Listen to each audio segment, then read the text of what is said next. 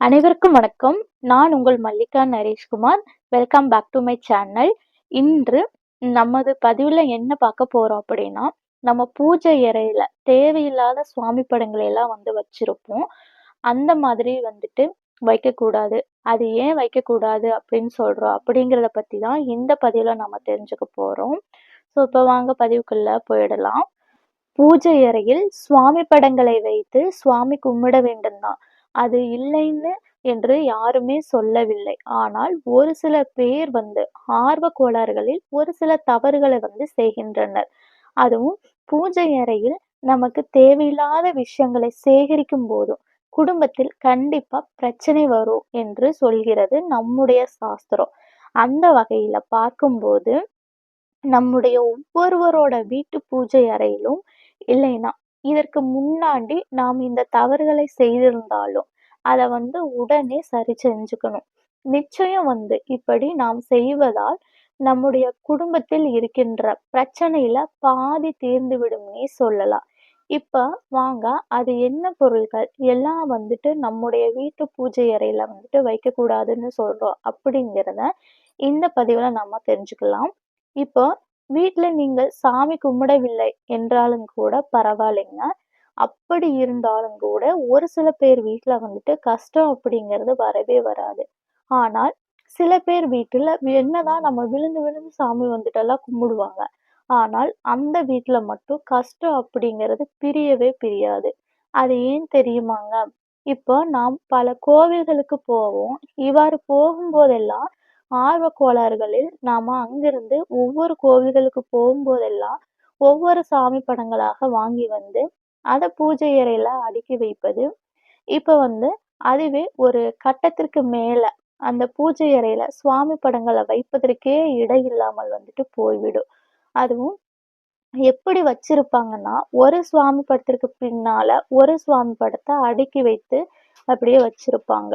ஆனால் இவ்வாறு சுவாமி படங்கள வீட்டிற்கு நம்ம வாங்கி வருவதில் எந்த ஒரு சிரமமுமே இல்லைங்க. ஆனால் அப்படி வைத்திருக்கக்கூடிய படங்களுக்கு எல்லாம் பூஜை புனஸ்காரங்கள் செஞ்சு அந்த தெய்வங்களுக்கு தினமும் நம்ம சாப்பாடு போட வேண்டும். அதாவது சாப்பாடுன்னா நம்ம படையல் போட்டு கும்பிடணும் என்று அர்த்தம் இல்லைங்க. அதாவது தினமும் நெய்வேத்தியம் வைக்கணும். ஏனென்றால் அந்த தெய்வங்களுக்கும் உயிர் இருக்கின்றது. அதுவும் நாம் வாங்கி வைத்த அந்த சுவாமி படங்களை எல்லாம் அப்படியே பட்டினி போட்டு வைத்திருந்தால் குடும்பத்தில் கஷ்டம் என்பது வருமா? வராதா? அத நீங்களே சொல்லுங்க. கண்டிப்பாக கஷ்டம் என்பது குடும்பத்துல தாண்டவமாடும். சில பேர் வீடுகளில் இன்றும் ஏதாவது ஒரு வீடியோஸ பார்த்தோம், இல்லைன்னா மற்றவர்கள் சொல்வதை கேட்டும் சுவாமி சிலை, இல்லைன்னா இந்த சக்கரம், அந்த சக்கரம் அப்படின்னு சொல்லி எல்லா பொருள்களையும் வாங்கி பூஜை அறையில குவித்து வைத்து வச்சிருப்பாங்க. அதுவும் எல்லார் போல ஆர்வக் கோளாறுகளில் ஒரு சில நாட்கள் மட்டும் அந்த பொருள்களுக்கான பூஜை புனஸ்காரங்களை எல்லாம் முறையாக பின்பற்றி அதற்கு பிறகு விட்டுட்டு அதற்கு பிறகு பார்த்தோம்னா அந்த பொருட்கள் எல்லாம் பூஜை அறையில ஏதோ ஒரு மூலையில போட்டு வச்சிருப்பாங்க.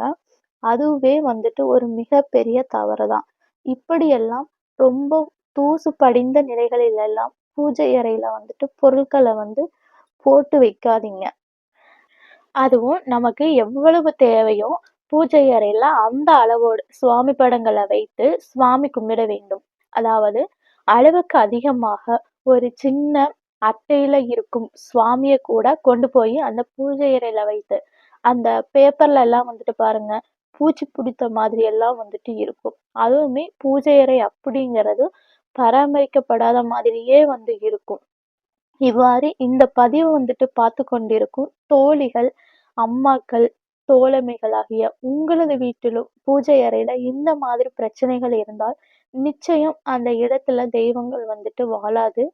அதனால முதலில் பூஜை அறைய பார்த்து சுத்தம் செஞ்சு வச்சுக்கோங்க. நமக்கு எது தேவையில்லை அப்படிங்கிறது தெரியும். அந்த மாதிரி உள்ள பொருட்கள், சுவாமி படங்களை எல்லாம் பூஜை அறையில இருந்து எடுத்து அகற்றி வச்சுக்கணும்.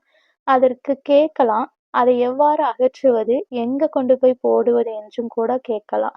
அதற்கு பார்த்தீங்கன்னா, நமக்கு சுவாமி படங்கள் எல்லாமே காகித தாள்களில் தானே வந்து இருக்கும். அதனால ஒன்றும் பிரச்சனை இல்லைங்க. ஒரு அகலமான பக்கெட்ல தண்ணீர் எடுத்துக் கொள்ளுங்கள். அதில் இந்த அட்டையில இருக்கும் சுவாமி படம், பேப்பர்ல இருக்கும் சுவாமி படம், இந்த மாதிரி எல்லாவற்றையும் எடுத்து அந்த தண்ணீர்ல வந்துட்டு நனைத்து, ஊற வைத்து, கரைத்து, அந்த தண்ணீரை எடுத்து கொண்டுட்டு போயி, நீங்க கால்படாத மாதிரி எந்த இடங்கள் இருக்கின்றதோ, அங்க போயிட்டு கொட்டி வந்துட்டு விட்டுருங்க. அவ்வளவுதான். மேலும் செல்லரித்த சுவாமி படங்கள், ரொம்பவும் பழையதாக இருக்கும் சுவாமி படங்கள், இது எல்லாம் பூஜை அறையில வைத்து வழிபாடு செய்யக்கூடாது. சரிங்க. உங்க வீட்டு பூஜை அறையில மேல் வந்துட்டு சொன்னபடி செல்லரித்து பூச்சியெல்லாம் பிடிச்சு இருந்தா, அதையெல்லாம் வந்துட்டு சுத்தம் செஞ்சு, தேவையான சுவாமி படங்கள மட்டும் வைத்து வழிபாடு செய்து பாருங்கள். இப்படி செய்வதினால் குடும்பத்தில் இருக்கும் கஷ்டங்கள் எல்லாம் படிப்படியாக குறையத் தொடங்கும். நீங்கள் கேட்கலாம், தேவையான படம் என்றால் எந்தெந்த படங்களை வைக்கலாம்னு. இப்ப பாருங்க, எல்லோர் வீட்டிலும் இந்த 5 சுவாமி படங்கள் வந்துட்டு சேர்ந்து ஒரு திருவுருவ படம் மாதிரி ஒன்றாக இருக்கும். அதிலும் லக்ஷ்மி, சரஸ்வதி, விநாயகர், பெருமாள், முருகர் இந்த மாதிரியான படங்களை வாங்கி வைத்தால் போதும். இதை தவிர வேறு குலதெய்வ படம் வைத்து வந்து வழிபாடு பண்ணலாம். இதையும் தவிர உங்களுக்கு ரொம்ப ரொம்பவும் இஷ்டமான தெய்வம் யாராவது இருந்தால் அந்த திருவுருவ படத்தை வச்சு வழிபாடு செஞ்சுக்கலாம். ஒரு வீட்ல பூஜை அறையில வைத்து பூஜை செய்வதற்கு இது மட்டுமே போதுமானது. அந்த திருவுருவ படத்திற்கு மட்டும் தினமும் பூ போட்டு விளக்கு ஏற்றி உங்களால் முடிந்த 2 உலர் திராட்சை, கற்கண்டு, பழ இந்த மாதிரி ஏதாவது ஒன்றை வைத்தாலும் நமக்கு நிச்சயம் இறையருள் பரிபூரணமாக கிடைக்கும் என்று சொல்லி மீண்டும் வேறொரு பதிவில் சந்திக்கும் வரை நன்றி, வணக்கம்.